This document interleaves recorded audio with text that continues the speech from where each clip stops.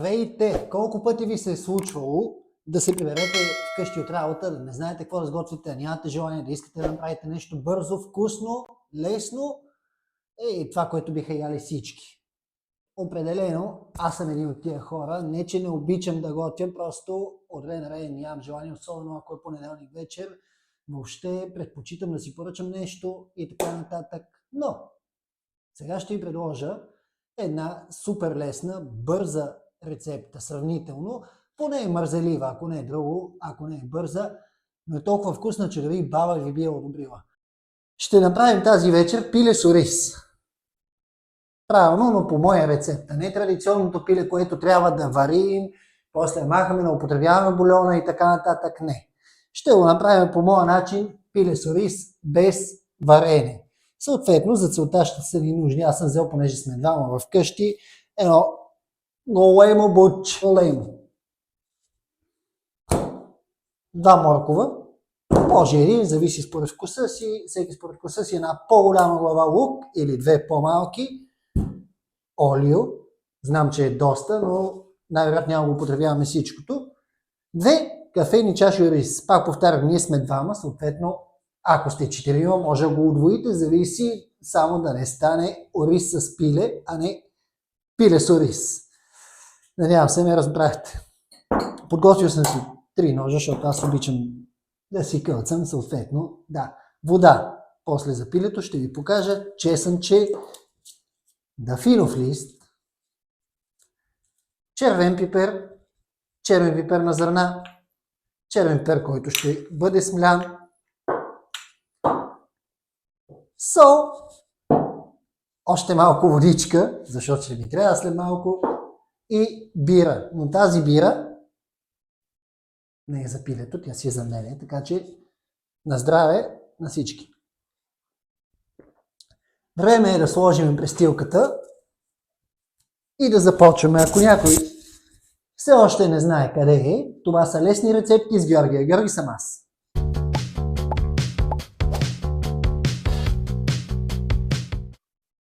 Съответно, тази рецепта ще е не традиционна, както всички я знаем, с пилето за варене, за правене на бульон и така нататък, което отнема доста време. Сега ще го направим по доста по-мързелив начин, или в случая моя начин, защото аз нямам желание в понеделник вечер, в 7 вечерта, първа да започвам да готвя, занимавам с много неща, предпочитам да го мушна в фурната и чао бамбини. В случая няма да го варим пилето, ами първо ще го запечем и след това вече лесно. Имам време да си допия бирата и така нататък. За целта, съответно, както съм взел едно по-голямо бутче, мисля да го разделя на две. Ако успея, разбира се. Ако не успея, майната му ще си го ядеме цел. Предпочитам да го разделя на две. Както виждате обаче, искам да ви покажа нещо много важно. Дъската, която ползвам, съм я увил с стреч фолио.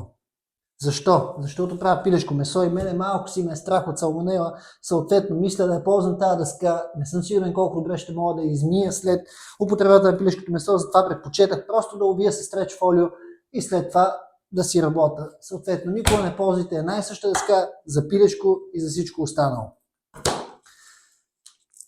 Съответно, успяхме, майка му стара. Тая рецепта, между другото, е толкова вкусна, че и баба ви би я одобрила. И ви гарантирам за това цялото нещо. Успях. Ето. Сега съответно нещо, което ще направя е взимам си тавичката, едното бутче вътре, другото бутче вътре.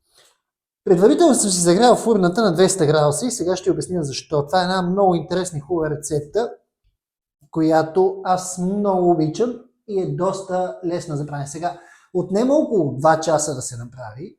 Съответно, ако се приберете в 6-8 часа, би трябвало да е готово за ядене, но пък е доста, както казах, мързелива.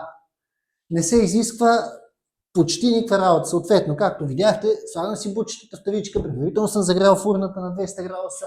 Единственото нещо, което правя е сол, защото месо без сол, по-гадно нещо от това, не знам дали има. Добавям сол от двете страни на пилето. Между другото, е много богато на белтъчини. Това цялото ядене е изключително полезно също. Рецепта за понеделник вечер. Сол от двете страни.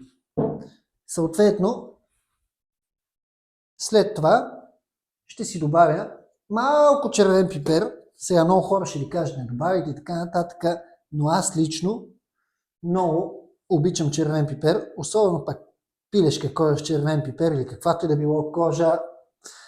Направо се отепало, както биха казали, у някои български региони. Добавям малко черно пиперче, както би казал един наш готвач. Аз лично обичам черно пиперче, но моята половинка не е като да не яде люто. Яде люто, но в по-умерени количества. Сега нещо, което ще направя, ще добавя съвсем малко олио върху бутчетата, тъй като сега ще ги сложа в фурната. Съответно, пак ви напомням, това е рецепта без варене на пилето. По-мързелива от рецепта от това за пиле с ориз, аз не знам. И хубаво ще си го масажирам, така го наречеме, така че да може да си поеме от всякъде. И нещо, което ще направя е добавям съвсем малко водичка, колкото да покрие дъното, и сега ще ви покажа точно колко вода съм добавил. Ще добавим още малко. Сега в крайна сметка better safe than sorry. Малко водичка, колкото покрие дъното, няма един пръст. И съответно нещо, което правя, мушкам го във фурната. Аз съм предварително загрята фурна за около 10 минути горе-долу, докато започне да ври водата, и след това го намаляме на 180 и го оставяме, ще ви обясня до кога. Така, съответно вече сме сложили пилето в фурната, имаше една такава песен, един такъв албум, така го наречеме, и започвам с подготовката на ориз. За някои хора ще кажат, че е рано, ама аз, както ви казах, обичам си подготвям всичко, мързиме, като за 4, съответно ще си подготвя ориза и зеленчуците, за да ми е спокойно, съответно, като е готово, буфам всичко в фурната, чао бамбини, и ще се видим след малко. Съответно, няма да използвам най-вероятно и двата моркова, ще използвам само единия, тъй като е доста голям този морков, може да го видите тук, доста е големичък, съответно ще използвам само един морков. Като за целта, каротин е доста важен и доста полезен, обелваме го. Аз лично това, което правя, мия моркова, след като го обеля, доста бързичко, и после го режа на малки купчета. Кой както му е вкусно в случая. Аз лично си го режа и си го правя по този начин. Той си омеква, смалява се малко. Ако ми беше и по-остър ножа, ще е доста по-лесно, ама сега няма да навлизаме в подробности, в детайли. Това са мънички детайли. Винаги като режем. Забравя да ви кажа, ако сте забелязали, това е същата дъска, в която правих пилето. Но вече без фолио и мога да се използва много. А това е различен нож. Не съм използвал същия нож, с който правих пилето, докато не се подсигуря, че съм го измил доста добре. Съответно, е много важно да се знаят тези неща. Ако не ви пука, това си е ваша работа. Крайна сметка, режеме го на малки купчета. Винаги внимаваме с пръстите, тъй като са важни всичките 10. Винаги си правя заготовки, доста по-лесно ми се получава.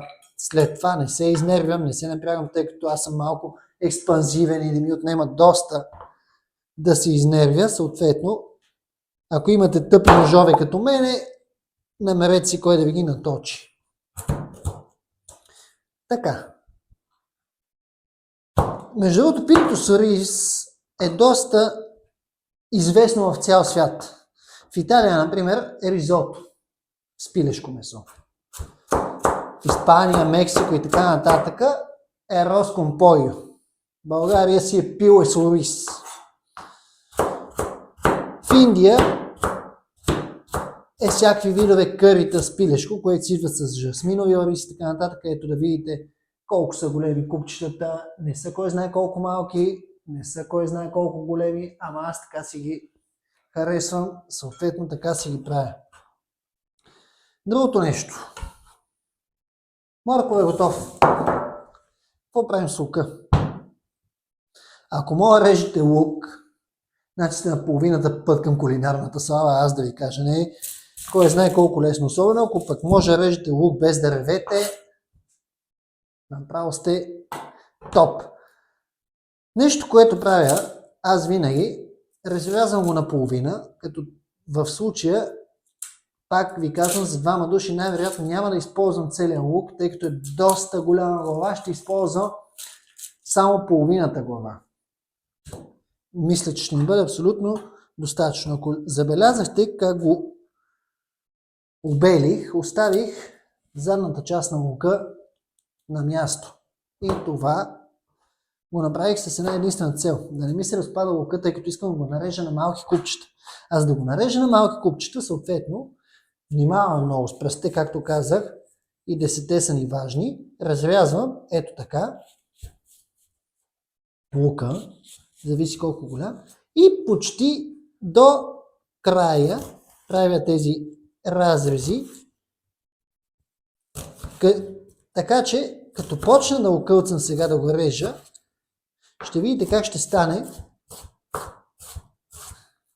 на едни малки, хубави, вкусни купченца.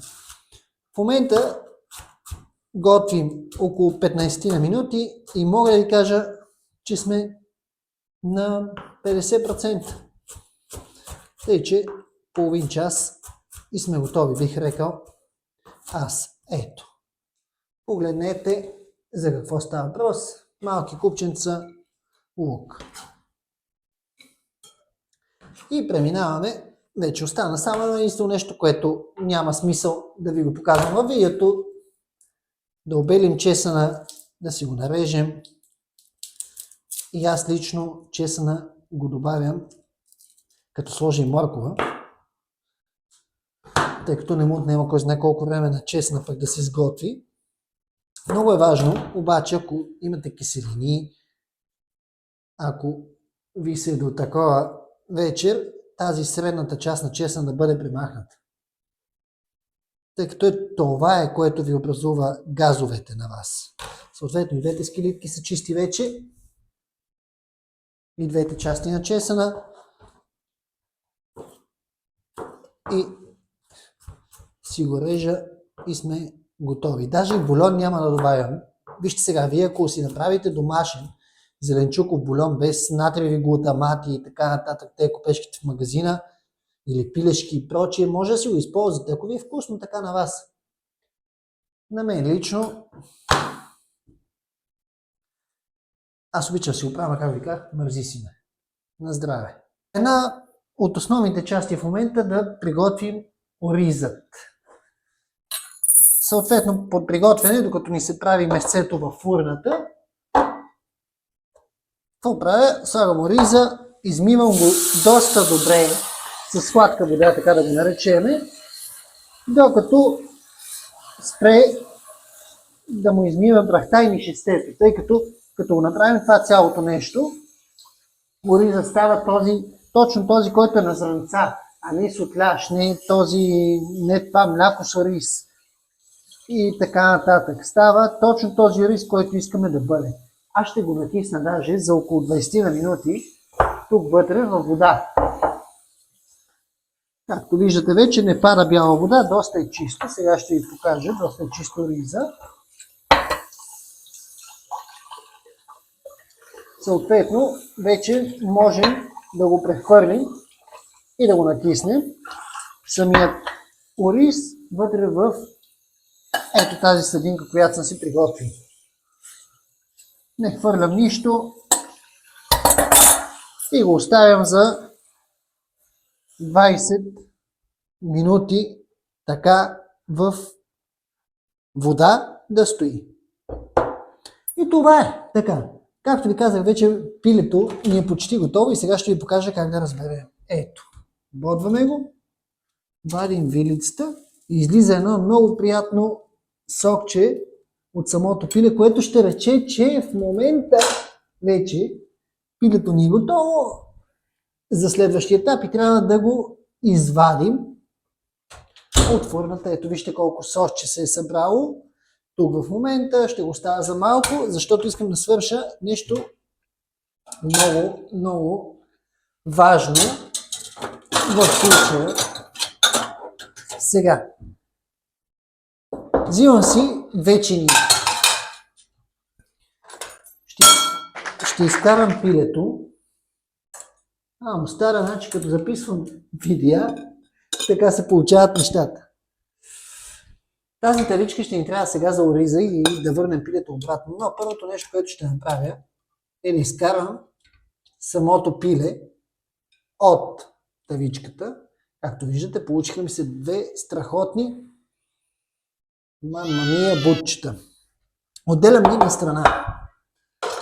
И нещо, което ще направя, половината от тази мазнина, която виждате, от тази мазнина, половината ще я заделя и ще ви покажа защо. Ето, оставяме малко мазнинка вътре, съвсем малко, останалото от половината тук и започваме, заделил съм мазнинката, започваме в момента с запържането. Аз, понеже имам газови котлони, никога не ги слагам на най-силното, съответно ще го намаля на половина горе-долу, съответно ако вашите котлони са на ток и са до 9, аз би го направил на 6, максимум 7, не повече от 7.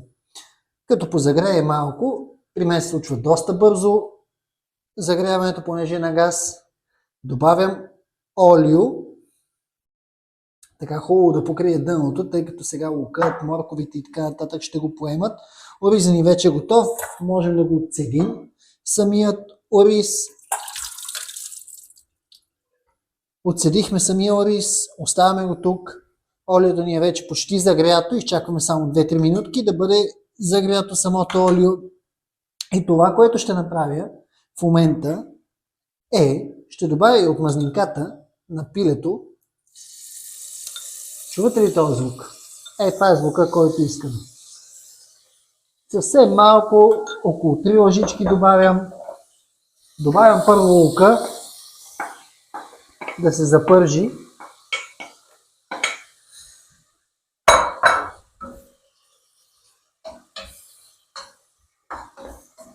Да стане горе-долу прозрачен.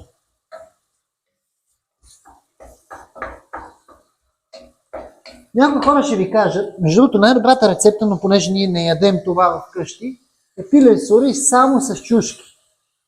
Вярвайте ми, страхотна рецепта е само с чушки. Аз лично ям чушки, моята приятелка обаче не. Съответно съм решил да го направя, както всички опознават, с лук и моркови и така нататък, но с чушки е уникално.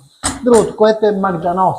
Но много хора не ядат магданоз, съответно реших да не слагам тази вечер магданоз, но определено добива съвсем различен вкус, ако ще добави и магданоз към ястието.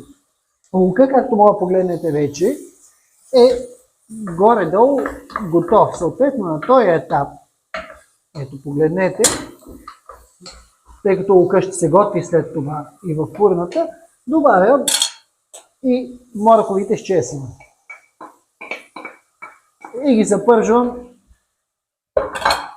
добре. Някои хора биха ги задушили. Аз лично обичам да не ги задушавам, ами да ги оставя да си пуснат абсолютно всичките вкусове. След като са почти готови, не ви казах, че пилето с ориз е подходящо за абсолютно всички възрасти, тъй като е лесно, смилателно, ако се направи ориза като хората. Сега, ако ориза е кишав, ако е слепен и така нататък, не се смила, кой знае колко лесно. Но ако се направи като хората, пак казвам, самия ориз, така че да не се слепва, ето погледнете за какво става въпрос, е подходящ за абсолютно всички възрасти, дори и за деца, и се смила супер лесно. Много хора ще ви кажат, дали аз добавям черния пипер след като нали, преди да добавя риза, да върна обратно риза в фурната и така нататък. Аз обаче не. Аз добавям черния пипер сега, за да се запържи, защото като се запържи, отделя още по-хубав аромат. Съответно, добавям си зрънцата черен пипер. Може да видите колко сложих, съответно останалите паднаха и така нататък, но нека не ви прави впечатление. Добавям черния пипер още сега. И се усеща много по-добре накрая. Внимавайте след пак, като го ядете, да не сръскате някое зърно черен пипер, не като да не ми се случва, но е желателно да не се прави точно така по този начин. Съответно, ще добавя и още малко солчица към самата ни заготовка, тъй като аз си ухапам по-соленичко. Сега вие, ако не ядете солено, ако имате проблеми с кръвното и така нататък, солено не ядете. На този етап вече, като са горе-долу поумекнали лука, моркова, чесъна, нещо, което добавям, оризът, да се запържи заедно с абсолютно всичко вътре. Защо? Ще кажете всичко. Това е рецепта за ризото. Така се прави ризото. Да, ама не. Дори и българския риз си го правим по този начин. Аз лично казвам сега, всеки може да си го направи както реши. Това е моята вариация на рецептата. И ако ви хареса, пък правете и вие така. Ако не ви хареса, знаете, му ще измислиме нещо друго. Сори, знаете ли колко рецепти имам. Затова съответно последвайте, напишете какво искате да видите и ще го направя, що пък не. Напишете в коментарите вие това, което на вас ви се яде, това, което не знаете как да направите, ще ви го приготвя. Ето, както ви казах, това олио не сме го използвали всичкото. Съответно ще си го върнем обратно и си го използваме, а пилешкото ни е станало страхотно. Така, бъркам постоянно, тъй като иначе ще ми загори самият ориз. Не искам да се случва това цялото нещо. И добавям на този етап и дафиновия лист. Ако знам колко хора ще ме запсуват и ще ме изкритикуват, но това е хубаво. Аз така си го обичам, така си го правя, пак ви казвам, пробвайте, ако не ви хареса, майната му, оставете един коментар, кажете защо не ви е харесало. Ако пък ви хареса, чудесно, пак оставете по един коментар и много ще се радвам. Така си отделя абсолютно целият аромат всяко едно нещо. Затова ги правя директно в тигана. Вместо бульон, понеже не съм си правил мързиме, както ви казах, ще добавя вода. Съответно 3 към 1. Сложих 2 кафени чаши и това тук са 6 кафени чаши или 600 мл вода. Добавям я, за да я загрея водата на котлона, заедно с ориза и моркова и всичко останало. Тъй като е желателно да бъде позагрята, да бъде топличка водата и така нататък. Съвсем малко, около 30 секунди до 1 минута го оставям да се загрее и след това го връщам в тавичката. Връщам го в тавичката, слагаме бутчетата отгоре, мушкаме отново във фурната и вуаля, чакаме. Добавяме оризчето в тавата, съсе водата, дафинов лист и така нататък.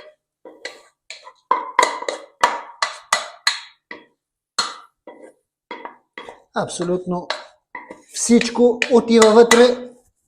Оставям дафиновия лист на този етап, после вече не се яде и нещо, което правя, добавям месцето вътре и си спомняте за соса, който бях заделил. Това, което правя е да полея бутчетата, защото стават още по-ароматни, още по-вкусни с самата мазнина, която сме сложили. Съответно, пускаме обратно във фурната и очакваме крайен резултат след около 40 минутки. Ето по този начин. Не забравяйте, като заври водата, да намалим фурната, защото иначе ще изгори. Не искаме да ядем изгоряло пиле и въглища. След като заври водата, намаляме. Това е. За тази вечер е това. Чакаме в момента още 40 минути. Пилето ни ще бъде готово. Ако фурната ви е с вентилатор, след като зарави водата на 165-170 градуса, ако не, на 180.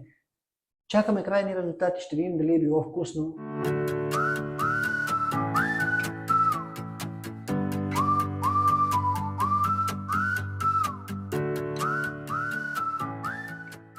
Това е нашето бързо и лесно пиле с ориз. Некъде. Надяваме се и да е вкусно.